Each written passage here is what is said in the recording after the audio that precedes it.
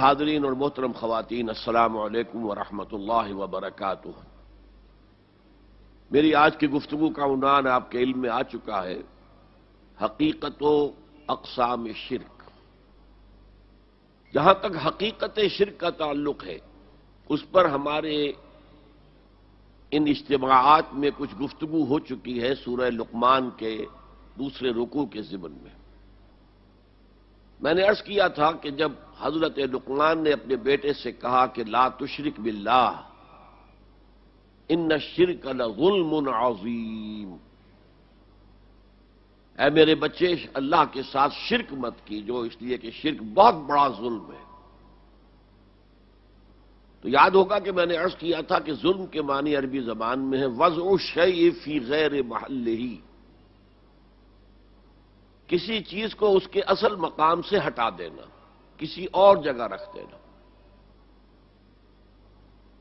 تو شرک دو صورتوں میں ہوتا ہے، یا اللہ تعالی کو اس کے مقام رفیع سے گرا کر مخلوقات کی صف میں لے آیا جاتا ہے، یہ ظلم عظیم ہے،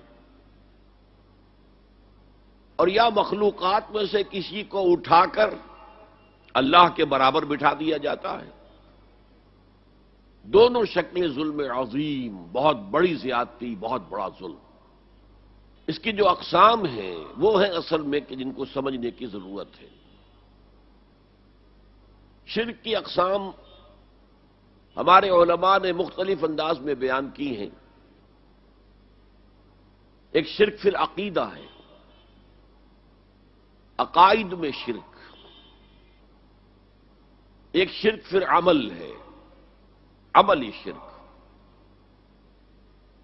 ایک شرک جلی ہے، کھلا شرک، نمایاں شرک، واضح شرک۔ ایک شرک خفی ہے، وہ شرک جو چھپا ہوا ہے، جس پر کسی مفتی کا فتویٰ نہیں لگ سکتا لیکن ہے شرک۔ جہاں تک اس شرک کی شناعت کا تعلق ہے، میں نے جو آیت آپ کو سنائی ہے جو 2 مرتبہ آئی ہے بعین ہی انہی الفاظ میں سورہ نساء میں، اللہ تعالیٰ نے ارشاد فرمایا ان اللہ لا یغفر ان یشرک بہ، اللہ تعالیٰ اسے تو ہرگز معاف نہیں کرے گا کہ اس کے ساتھ شرک کیا جائے۔ وَيَغْفِرُ مَا دُونَ ذَلِكَ لِمَن يَشَاءُ، اور بخش دے گا، معاف کر دے گا جو اس سے کمتر ہے، جس کو چاہے گا۔ یہ بھی اوپن لائسنس نہیں ہے کہ باقی جو چاہو تم کرو، پیشگی معافی کا اعلان ہے، نہیں، جس کو چاہے گا بخش دے گا، لیکن یہ کہ شرک کو وہ معاف نہیں کرے گا۔ ایک بات میں اور چاہتا ہوں کہ پہلے سمجھ لیں، ہمارا دین دین توحید ہے،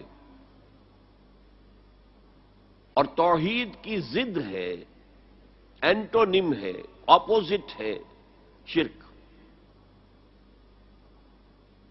اگر آپ بنظر غائر سمجھیں گے، سوچیں گے، تدبر کریں گے، غور کریں گے تو عجیب حقیقت سامنے آئے گی کہ نیکی، اچھائی، خیر، ہدایت کی جو صورت بھی ہو، وہ نظریہ و خیال کی ہو، عقیدے کی ہو، وہ سب توحید کے شجرہ طیبہ ہی کی برگوبار ہیں، اسی کی شاخیں ہیں، اسی کے پھول ہیں، اسی کے پتے ہیں۔ اور برائی اور شر اور گناہ اور گمراہی، یہ چاہے عقیدے کی ہو، نظریے کی ہو، خیال کی ہو، اور چاہے عمل کی ہو، اخلاق کی ہو، ان سب کے ڈانڈے شرک سے ملتے ہیں۔ یہ شرک کے شجرہ خبیثہ کی شاخیں ہیں۔ ایک اور عظیم حقیقت بھی میں چاہتا ہوں کہ پہلے سے آپ جان لیں، یہ شرک ہر دور میں نیا بھیس اور نیا لبادہ اوڑھ کر آتا ہے، اور اس کے لیے بڑی حقیقت بین نگاہ کی ضرورت ہے، جو ظاہری پردوں کو چیر کر حقیقت تک پہنچ سکے۔ ورنہ اکثر کیا ہوتا ہے کہ ہمارے اسلاف نے، بزرگوں نے اپنے دور کے شرک کو سمجھ کر، پہچان کر اس کے خلاف جو فتوے دیے، جو مذمت کی، بعد میں آنے والے ان سے تو اجتناب کرتے ہیں، لیکن جو خود ان کے دور کا شرک ہوتا ہے اس کی پہچان ہی انہیں نہیں ہوتی. لہذا اپنے کئی انتہائی موحد سمجھنے کے باوجود وہ شرک میں مبتلا ہوتے ہیں، اس لیے کہ انہیں اس شرک کا احساس ہی نہیں، ادراک ہی نہیں، شعور ہی حاصل نہیں. چنانچہ اس کے لیے وہ نظر چاہیے جس کو شاعر نے کہا ہے، بہر رنگے کے خواہی جامہ بھی پوش، من اندازے قدت رامی شناسم. تم جس رنگ کا، جس وضع قطع کا لباس چاہو پہن لو، میں تمہیں تمہارے قد سے پہچان دوں گا. تو قد سے پہچان لینا یہ ضروری ہے شرک کے معاملے میں، کہ آدمی یہ سمجھے کہ ہمارے دور کا اصل شرک کیا ہے. ورنہ وہی ہوگا جو میں عرض کر چکا ہوں کہ وہ گزشتہ ادوار میں علماء نے شرک کی جن قسموں اور صورتوں کی نفی کی، تردید کی، ان سے تو بچ رہے ہیں، لیکن اپنے دور کے شرک میں کھلم کھلا ملوث ہے.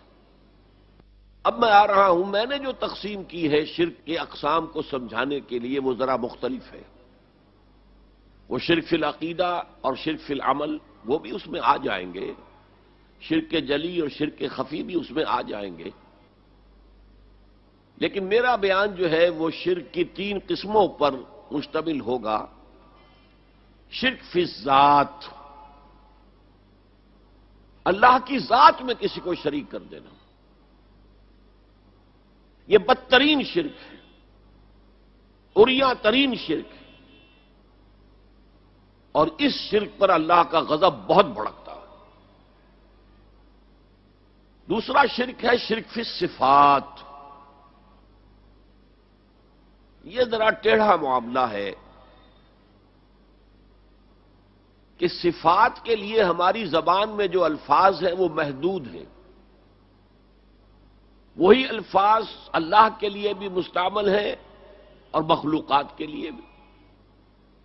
اللہ بھی موجود ہے، ہم بھی موجود ہیں. وجود ایک وصف اور صفت مشترک ہو گیا. اللہ بھی علیم ہے، انسانوں میں عالم بھی ہوتے ہیں، علامہ بھی ہوتے ہیں. علم جو ہے ایک قدر مشترک ہو گیا. اللہ قدیر ہے تو انسانوں کو بھی کچھ نہ کچھ قدرت تو ہر ایک کو اس نے دی ہوئی ہے، تو وہ بھی ایک قدر مشترک ہو گئی، وصف مشترک ہو گیا. اللہ زندہ ہے، ہم بھی زندہ ہیں، یہ بھی ایک قدر مشترک ہے. اللہ دیکھتا ہے، ہم بھی دیکھتے ہیں. اللہ سنتا ہے، ہم بھی سنتے ہیں. اللہ ارادہ کرتا ہے، ہم بھی ارادہ کرتے ہیں. اللہ کلام کرتا ہے، ہم بھی کلام کرتے ہیں. یہ جو اشتراک لفظی ہے اس کی وجہ سے بہت بڑے مغالطے واقع ہو جاتے ہیں.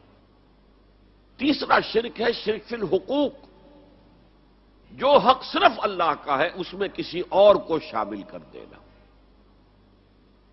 یہ اصل میں شرک عملی کی مختلف صورتیں ہوں گی کہ جو اس تیسرے عنوان کے تحت ہمارے ہاں زیر بحث آئیں گی.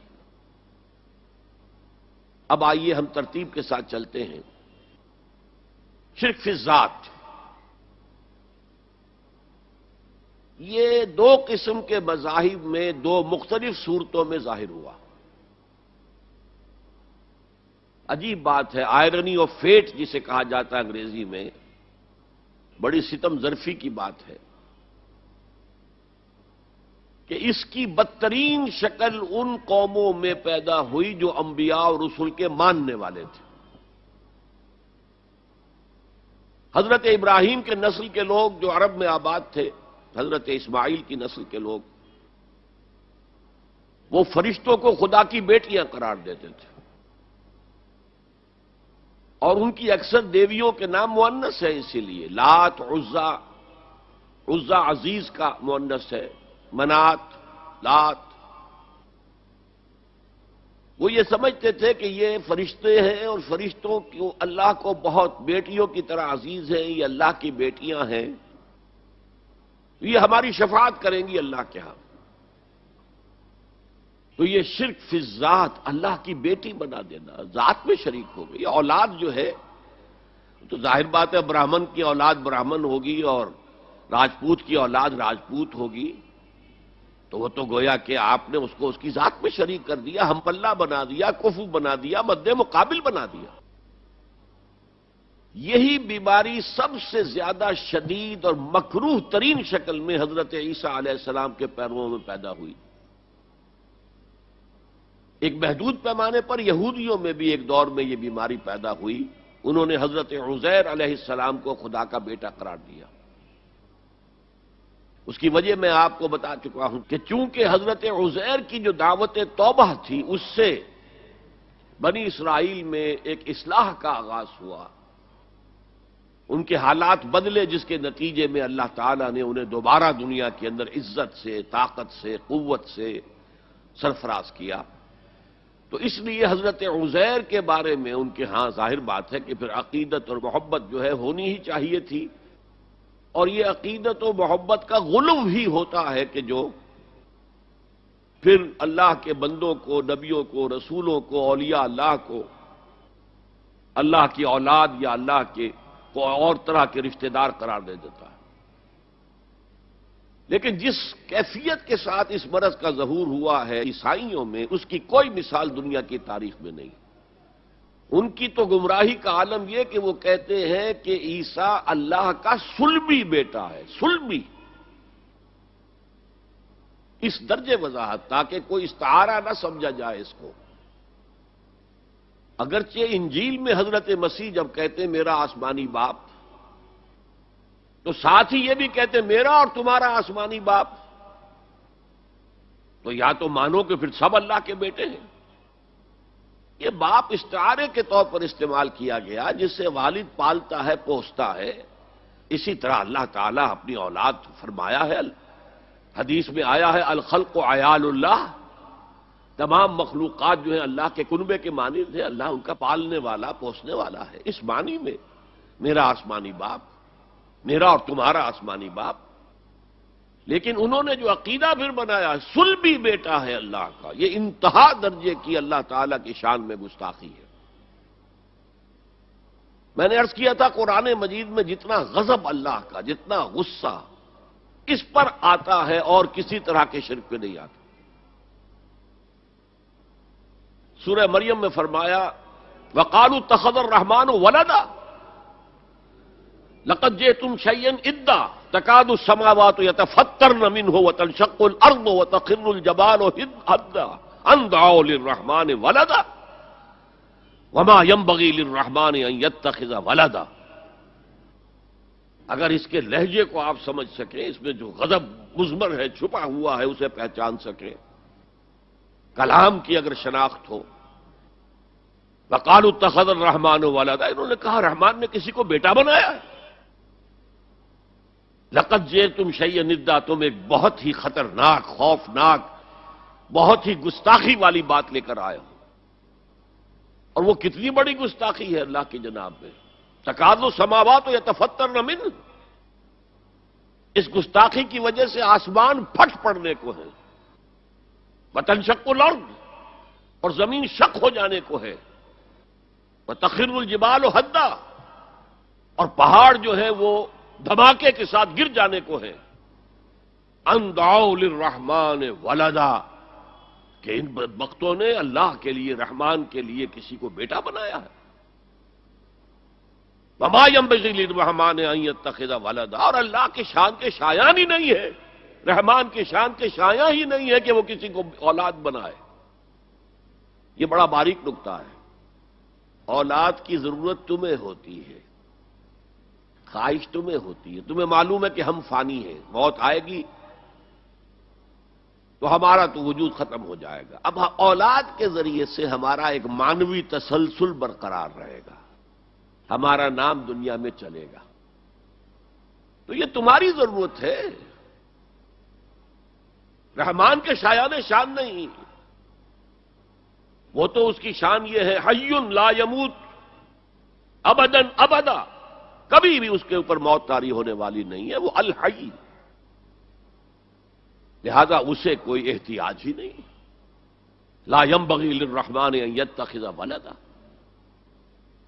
تو یہ شرک کی بدترین صورت ہے، اور جیسا کہ میں نے عرض کیا، جو ستم ظریفی والی بات ہے وہ یہ ہے کہ یہ حضرت ابراہیم کے پیروکاروں کے اندر وہ دعویٰ تو یہی کرتے تھے، ہم دین حنیفی پر ہیں، ابراہیم کے دین پر ہیں،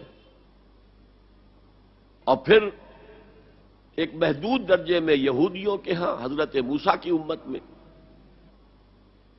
اور شدید ترین اور مکروہ ترین صورت میں عیسائیوں کے ہاں، جنہوں نے حضرت عیسیٰ کو خدا کا بیٹا بنا دیا، یہ شکلیں ظاہر ہوئی۔ اب ایک قسم کے مذاہب ہیں فلسفیانہ مذاہب، اس لیے کہ انسان نے جب سے ہوش اور شعور کی آنکھ کھولی ہے، اس نے جہاں تو ایک طرف قدم بقدم علم سیکھا ہے، علم الاشیاء، اس کی تفصیل میں نہیں جاؤں گا، ایک ایکوائرڈ نالج ہے جو انسان حاصل کرتا ہے اپنے ذریعے سے۔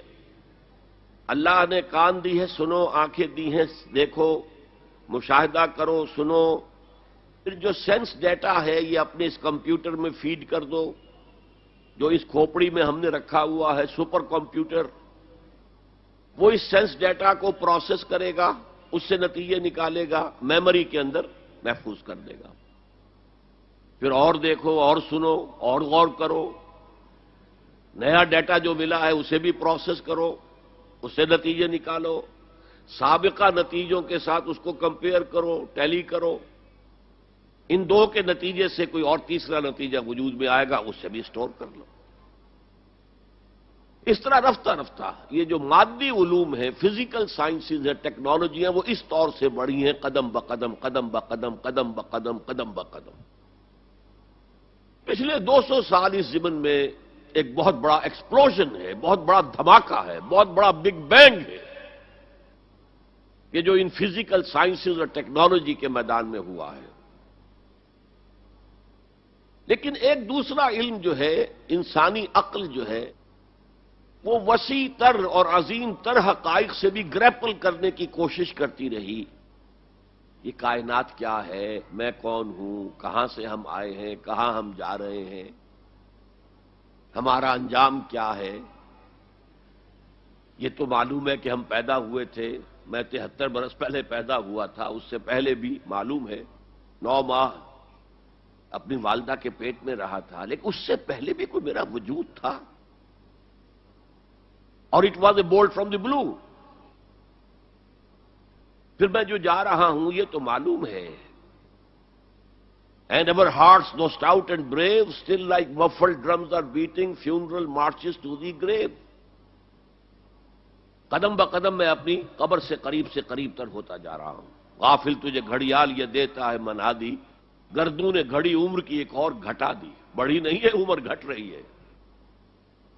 لیکن کیا موت اس کے بعد بھی، بیونڈ ڈیتھ بھی کوئی میری ایگزسٹنس ہوگی یا نہیں ہوگی؟ Is that going to be the end? علم کیا ہے، نالج کیا ہے، ہاؤ ٹو ایکوائر اٹ؟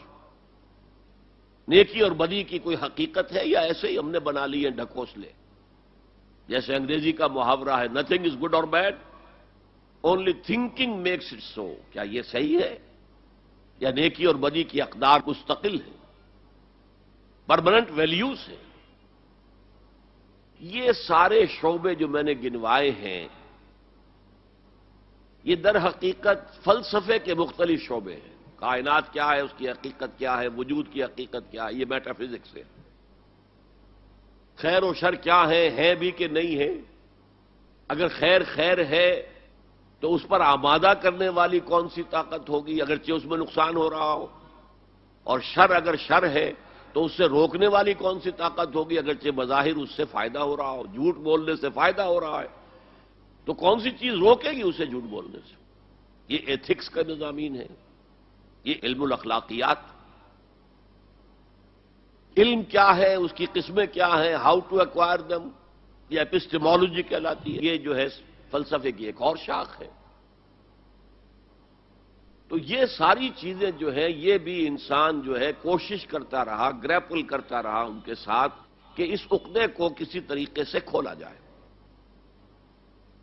اس کے ضمن میں مختلف فلسفیوں کے مختلف فلسفے وجود میں آتے رہے، اور بعض فلسفوں نے مذاہب کی شکل اختیار کر لی۔ ہندوستان کے اکثر مذاہب فلسفیانہ مذاہب ہیں، اور فلسفے کے اعتبار سے جو یونان کو مقام حاصل ہے وہی مقام، بلکہ اس سے اونچا مقام ہندوستان کو حاصل ہے۔ 6 درشن، 6 different schools of thought in philosophy existed in India۔ اس میں الحاد مطلق بھی ہے اور اس میں توحید مطلق بھی ہے، دونوں چیزوں کی میں نے انتہا آپ کو بتا دی ہے۔ تو یہ فلسفیانہ مذاہب نے جب اس مسئلے کو سوچا کہ ایک کریٹر تو ہے، سمجھ میں آ گیا، اس نے یہ کائنات کیسے کریٹ کی؟ ایک بڑھئی جو ہے وہ میز بناتا ہے تو اسے لکڑی چاہیے، لکڑی کے بغیر تو نہیں بنا سکتا۔ تو خدا کو بھی میٹر درکار تھا، میٹر کے بغیر تو وہ کائنات نہیں بنا سکتا تھا۔ تو خدا بھی ہمیشہ سے ہے، میٹر بھی ہمیشہ سے ہے، قدیم، یہ سنویت ہے۔ ایک اور فلسفہ ان کے ہاں پیدا ہوا، خدا بھی ہمیشہ سے ہے، مادہ بھی ہمیشہ سے ہے، روح بھی ہمیشہ سے ہے، آتما بھی ہمیشہ سے ہے۔ یہ تثلیث ہو گئی، تعدد قدما۔ اچھا، ایک اور بات، ایک شکل یہ سامنے آئی کہ خدا خود ہی کائنات کی صورت میں ڈھل گیا، یہ جو کچھ ہے سب خدا ہے۔ یہ بدترین شرک ہو گیا، بدترین شرک، اس کا نام ہے ہمعوس، سب وہی کچھ تو ہے۔ جیسے برف پگھلی پانی بن گیا، اب برف کہاں ہے؟ بھائی یہی برف تو پانی ہے نا، پانی ہی تو برف ہے۔ اس پانی کو آپ نے ابالا، وہ بھاپ بن کے اڑ گیا، کہاں ہے بھائی وہ برف اور کہاں ہے وہ پانی؟ بھائی وہی بھاپ ہی تو برف بھی تھا، وہی بھاپ ہی تو پانی بھی تھا۔ یہ ہے جس کا نام ہے ہمعوست، پوری کائنات، ہر شے، اور اسی کو انگریزی میں کہتے ہیں پینتھیزم۔ مونوتھیزم ایک خدا کو ماننے والے، پولیتھیزم بہت سے خداؤں کو ماننے والے، پینتھیزم ہر شے کو خدا سمجھنے والے۔ پین، آپ لفظ بولتے ہیں پین اسلامک، تمام مسلمانوں کے درمیان کا یہ مسئلہ ہے۔ پین اسلامزم، جمال الدین افغانی جس کے دائی بن کر کھڑے ہوئے تھے 19ویں صدی عیسوی میں۔ تو پینتھیزم، مونوتھیزم، پولیتھیزم، یہ ہمعوست، پینتھیزم بدترین شرک ہے، بدترین شرک ہے، بدترین شرک۔ اس سے آگے ایک عقیدہ پیدا ہوا، خدا انسانی شکل میں آ جاتا ہے۔ یہ جو نیک لوگ ہوتے ہیں، اچھے لوگ ہوتے ہیں، اخلاق اور کردار ان کے بلند ہیں، یہ اس دھرتی کے مکین نہیں ہیں۔ یہ تو بڑا گھٹیا، ہمارا جو ہے وجود کا یہ لیول بڑا نیچے ہے۔ جیسے اقبال نے کہا جواب شکوہ میں کہ شوخ و گستاخ یہ پستی کے مکین کیسے ہیں؟ یہ پستی کے مکین، زمین کے اوپر رینگنے والے یہ انسان، یہ اتنے شوخ اور گستاخ ہو گئے کہ اللہ سے شکوہ کر رہے ہیں۔ تو جواب شکوہ کا جو آغاز ہوا ہے، شوخ و گستاخ، یہ فرشتوں نے کہا، تو یہ تو پستی کے مکین، ان میں اگر کوئی اونچے اخلاق کا ہے، بلند اس کا کردار ہے، تو وہ اس جگہ کے نہیں ہیں، وہ گاڈ انکارنیٹ ہیں۔ خدا نے شکل اختیار کر لی ہے انسانوں کی۔ یہ بھی بدترین شرک ہے، یہ ہوا انڈیویجول لیول پر۔ چنانچہ آپ کو معلوم ہونا چاہیے عیسائیت میں بھی پہلے عقیدہ تھا کہ حضرت مسیح گاڈ انکارنیٹ ہے، خدا کا ظہور ہے، خدا کی شکل ہے۔ بعد میں پھر تثلیث کا عقیدہ وجود میں آیا، اور پہلی تثلیث مختلف تھی موجودہ تثلیث سے۔ پہلی تثلیث تھی باپ God as father, God as mother حضرت مریم کو شامل کرتے تھے، اور پھر گاڈ ایز سن حضرت مسیح، تین